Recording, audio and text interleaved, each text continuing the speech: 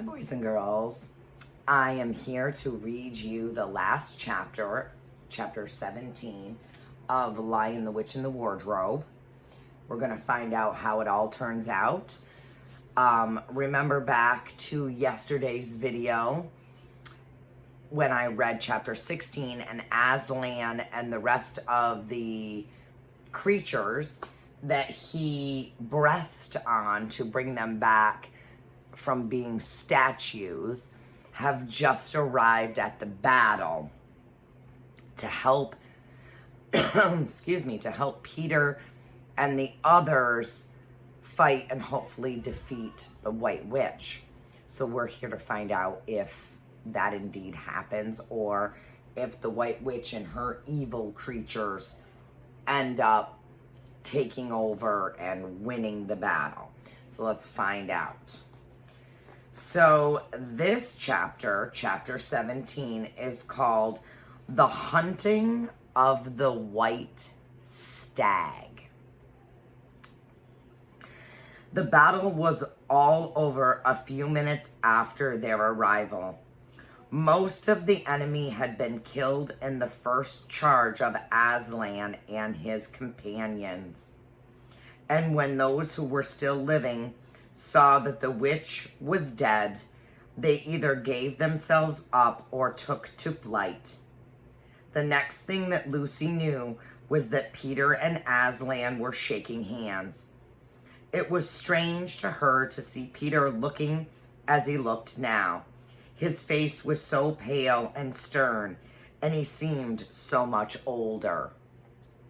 So it didn't take very long when Aslan and the rest of them got there to defeat the White Witch and her evil creatures. So they've won the battle and taken back Narnia. It was all Edmund's doing, Aslan, Peter was saying. We'd have been beaten if it hadn't been for him. The witch was turning our troops into stone right and left, but nothing would stop him. He fought his way through 3 orgs to where she was just turning one of our leopards into a statue.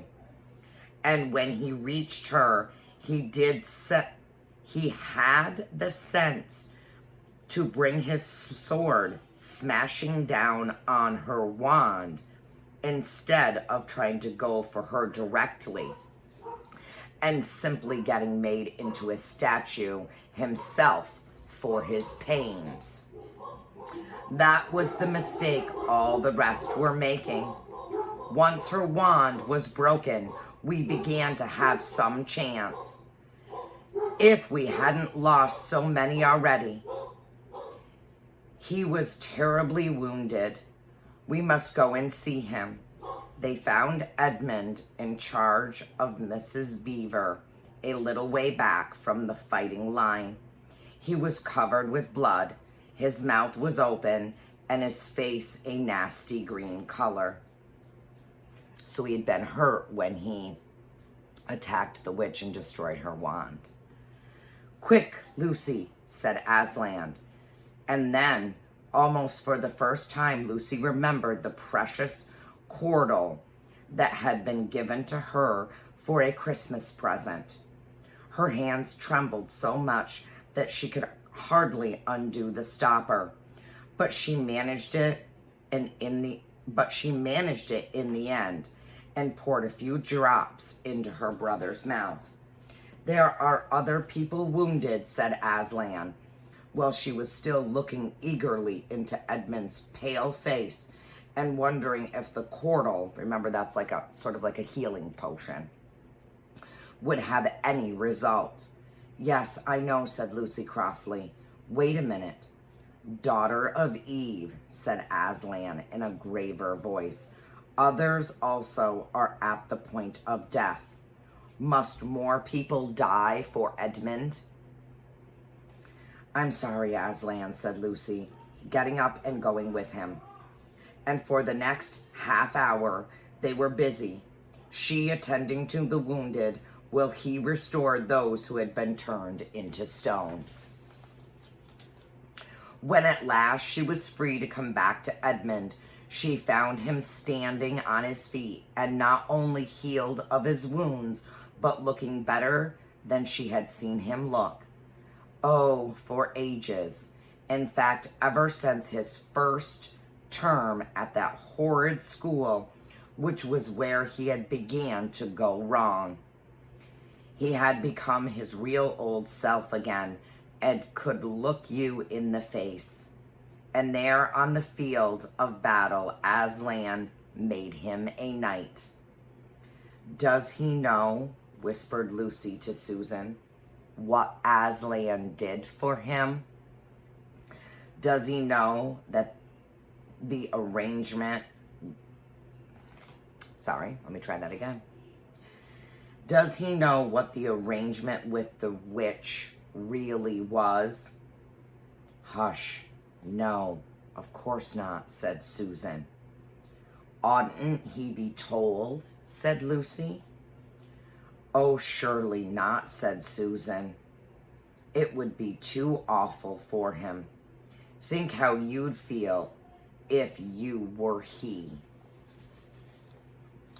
All the same, I think he ought to know, said Lucy. But at that moment, they were interrupted. That night, they slept where they were. How Aslan provided food for them all, I don't know. But somehow or other, they found themselves all sitting down on the grass to a fine high tea at about 8 o'clock. Next day, they began marching eastward down the side of the great river. And the next day after that, at about tea time, they actually reached the mouth. The castle of Char Parvel on a little hill towered up above them. Before them were the sands with the rocks and little pools of salt water and seaweed and the smell of the sea and long miles of bluish green waves breaking forever and ever on the beach. And oh, the cry of the seagulls. Have you heard it? Can you remember? That evening after tea, the 4 children all managed to get down to the beach again and get their shoes and stockings off and feel the sand between their toes. But next day was more solemn. For then, in the great hall of Char Parvel, that wonderful hall with the ivory roof and the west wall hung with peacock's feathers and the eastern door which looks toward the sea, in the presence of all their friends and to the sound of the trumpets, Aslan solemnly crowned them and led them to the 4 thrones amid deafening shouts of, "Long live King Peter! Long live Queen Susan! Long live King Edmund! Long live Queen Lucy!" And there's a picture of the castle at Char Parvel.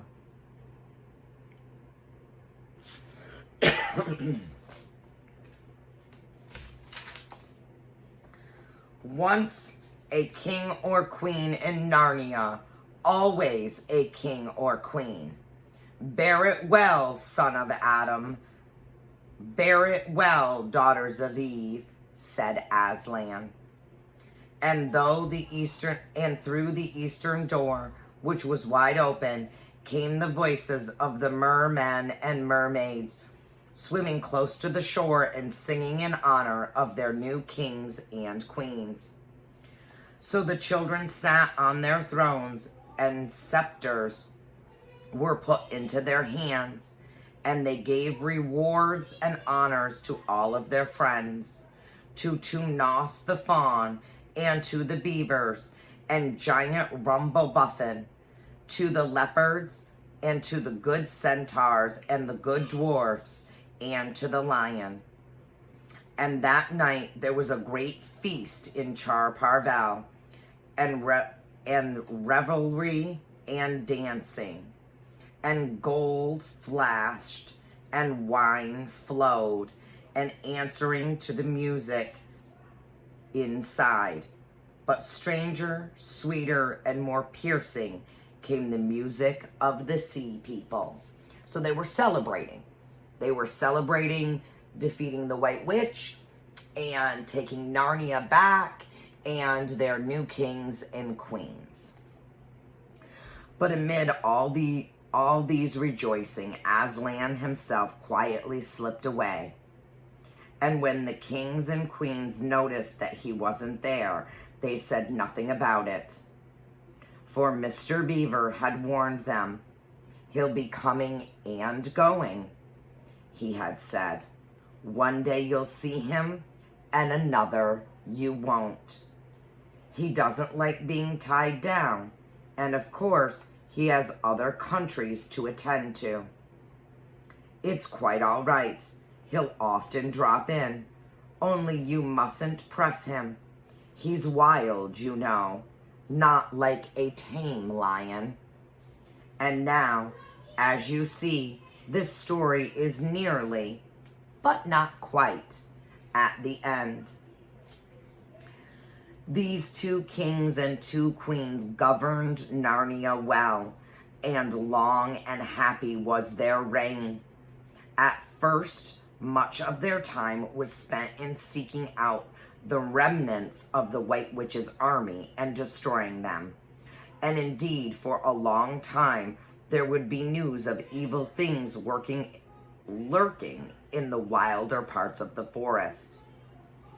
A hunting here and a killing there. A glimpse of a werewolf 1 month and a rumor of a hag the next. But in the end, all that foul brood was stamped out, and they made good laws and kept the peace and saved good trees from being unnecessarily cut down, and liberated young dwarfs and young satyrs from being sent to school, and generally stopped busybodies and interferers and encouraged ordinary people who wanted to live and let live. So they basically treated everyone well. And they drove back the fierce giants. Quite a different sort from giant Rumble-Buffin. On the north of Narnia, when these ventured across the frontier, and they entered into friendships and alliances with countries beyond the sea, and paid them visits of state, and received visits of state from them. And they themselves grew and changed as the years passed over them. And Peter became a tall and deep-chested man and a great warrior. And he was called King Peter the Magnificent. And Susan grew into a tall and gracious woman with black hair that fell almost to her feet. And the kings of the countries beyond the sea began to send ambassadors asking for her hand in marriage. And she was called Susan the Gentle. Edmund was a graver and quieter man than Peter, and great in counsel and judgment. He was called King Edmund the Just. But as for Lucy, she was always gay and golden-haired, and all princes in those parts desired her to be their queen, and her own people called her Queen Lucy the Valiant. So they lived in great joy, and if ever they remembered their life in this world, it was only as one remembers a dream. And one year it fell out that Tumnas, who was a middle-aged fawn now, and beginning to be stout, came downriver and brought them news that the white stag had once more appeared in his parts. The white stag who would give you wishes if you caught him. So these 2 kings and 2 queens, with the principal members of their court, rode a hunting with horn and hounds in the western woods to follow the white stag. And they had not hunted long before they had sight of him. And he led them a great pace over rough and smooth and through thick and thin, till the horses of all the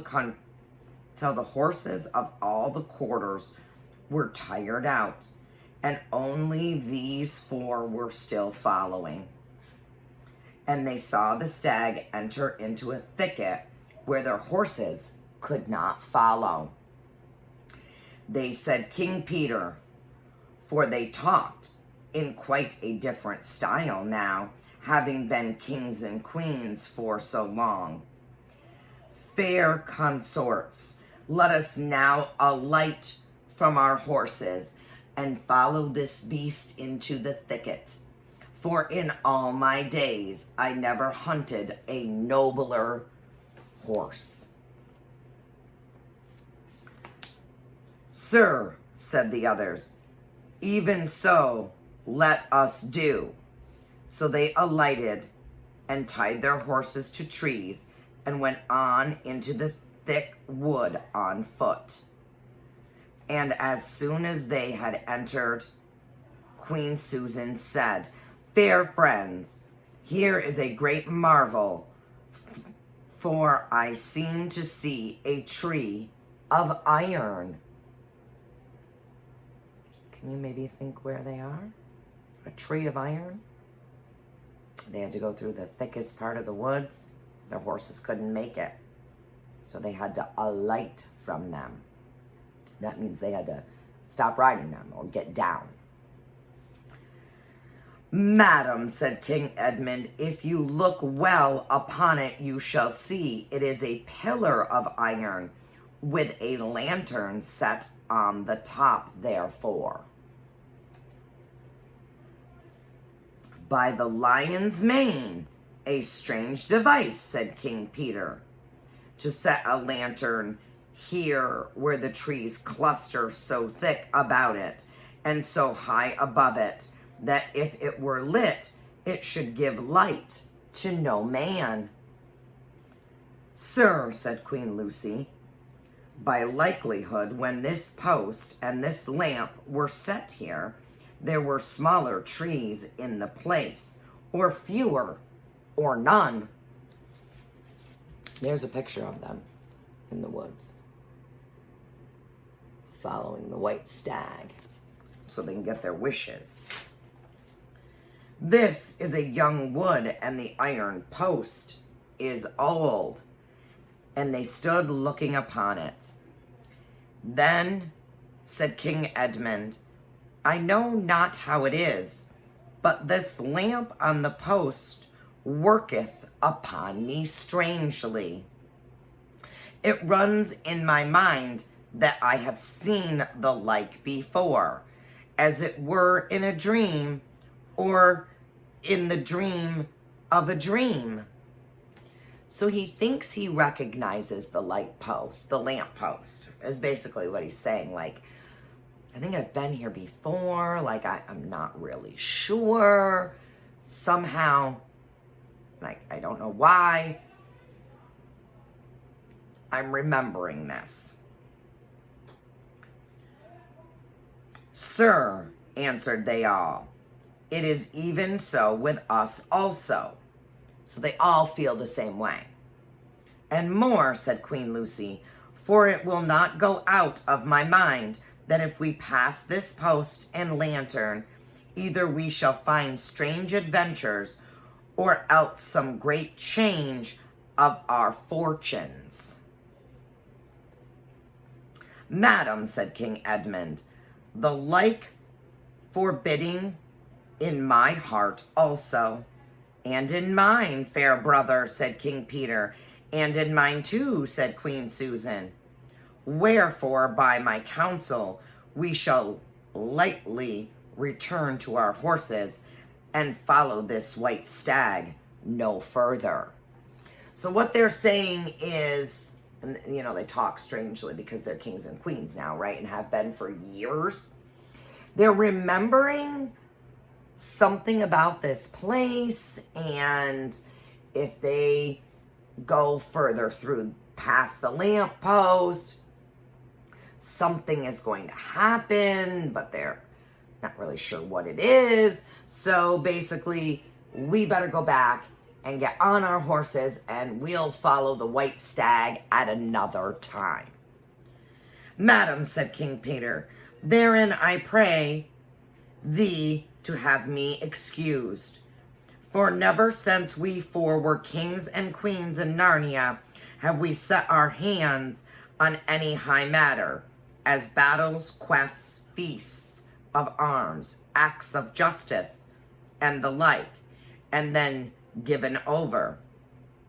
But always what we have taken in hand, the same we have achieved.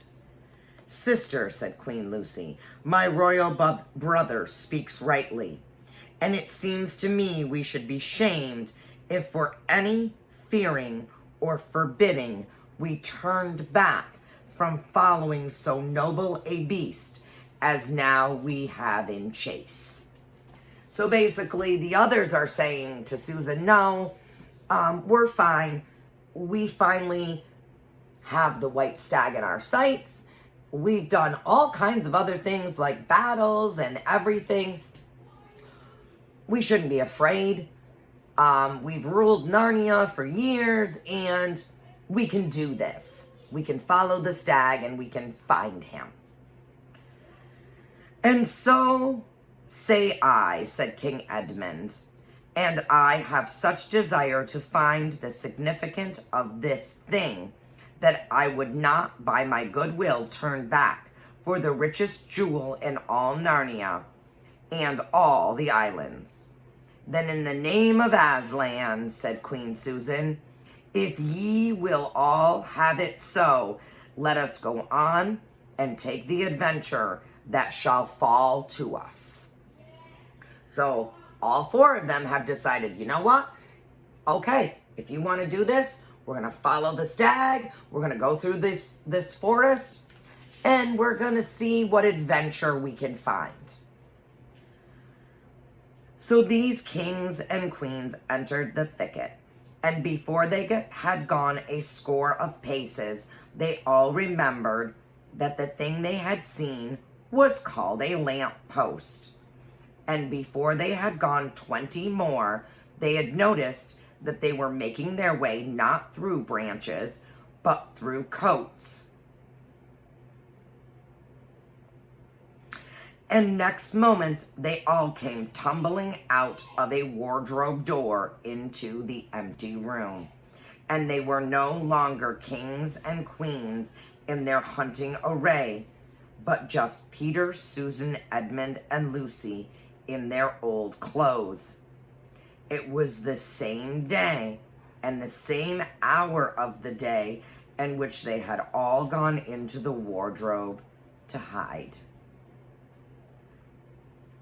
Mrs. McCurdy and the visitors were still talking in the passage, but luckily they never came into the empty room, and so the children weren't caught. Do you remember they hid in the wardrobe because Mrs. McCurdy was giving a tour of the professor's house, and that's how they all ended up in Narnia at the same time? And do you remember way back at the beginning when Lucy went to Narnia first by herself, and she had been gone for what she thought was hours? And the children were like, you were literally only gone for a few seconds? Well, they've lived in Narnia as kings and queens for years, but not much time has passed, if any, in our world. And that would have been the very end of the story if it hadn't been that they felt they really must explain to the professor why 4 of the coats out of his wardrobe were missing. And the professor, who was a very remarkable man, didn't tell them not to be silly or not to tell lies, but believed the whole story. No, he said, I don't think it will be any good trying to go back through the wardrobe door to get the coats. You won't get into Narnia again by that route. Nor would the coats be much use by now if you did. What's that? Yes, of course you'll get back to Narnia again someday. Once a king in Narnia, always a king in Narnia. Maybe the professor knows more about Narnia than the children think he does. But don't go trying to use the same route twice. Indeed, don't try to get there at all. It'll happen when you're not looking for it. And don't talk too much about it, even among yourselves. And don't mention it to anyone else unless you find that they've had adventures of the same sort themselves. What's that? How will you know? Oh, you'll know all right. Odd things they say, even their looks, will let the secret out. Keep your eyes open.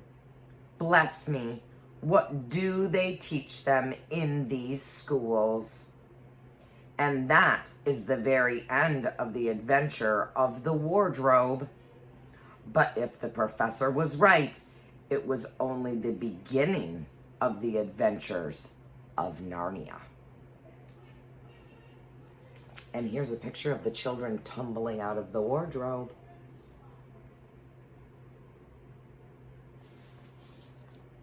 I hope that you loved this book as much as I love this book.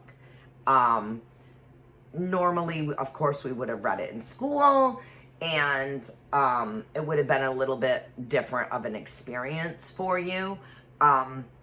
Hopefully, sharing it remotely, you enjoyed it just as much as you would have if you had been sitting in the classroom. This is, I think I mentioned when we started our adventures in Narnia, that this book was my absolute favorite book when I was in 5th grade, and our librarian read it to us, and I've loved this book ever since, and I love sharing it with 4th graders. So there is a movie.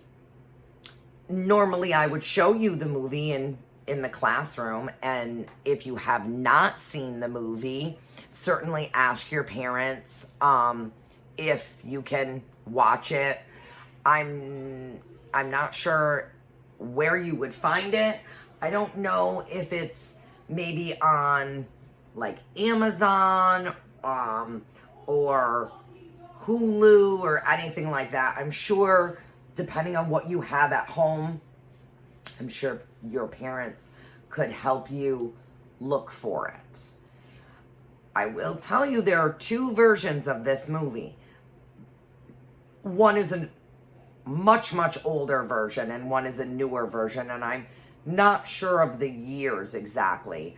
I think you would probably enjoy the newer version much better.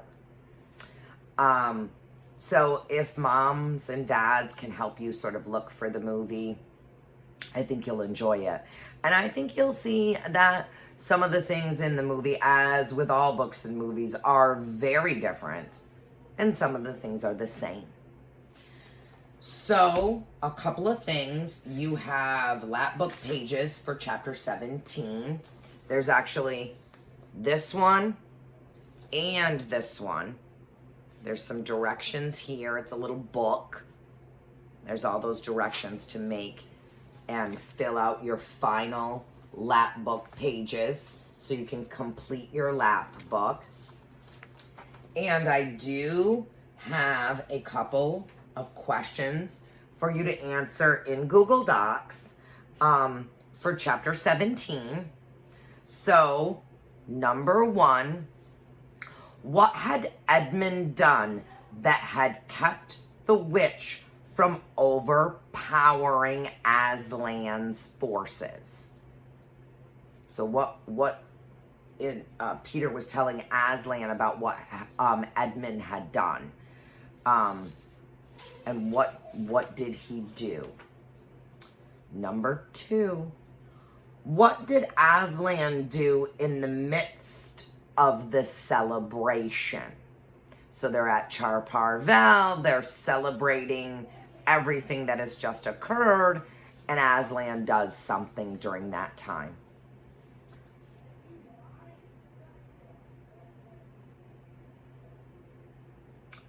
And how did they happen to find the lamppost in the wood?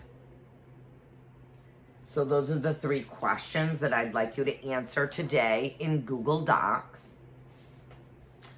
And do not forget that you should be going into Moby Max and working another 15 to 20 minutes on your math assessment. And you should be working on your compare and contrast of the Lion, the Witch, and the Wardrobe beavers and real beavers. Again, I won't be grading it until the end of the week. And I do have what I hope is a fun project for you to start working on tomorrow. I'll do another video and I'll sort of explain it to you, what I'd like you to do. And it does go with Narnia. Again, I would have preferred to do it in school, but you know, we do what we have to do. So I'll explain the little project that I'd like you to work on. And I just think you'll enjoy it, and it'll be a nice ending to our school year, our remote learning year, and our Narnia, our Chronicles of Narnia. So, like I say, tomorrow I'll do another video and sort of explain that project, and we'll have Wednesday and Thursday and Friday, and then a couple of days, Monday and Tuesday, or just the next week to work on it. So we'll have several days to work on it, and it'll be a fun project, and I'm sure that most of you probably will have it done probably by Friday anyways. Okay? So let me just recap. Answer your 3 questions in Google Docs. Go in and work on some more of your math assessment on Moby Max. And go into your Google Docs where you're working on your compare and contrast of Lion, the Witch, and the Wardrobe beavers and real beavers, and work some more on that.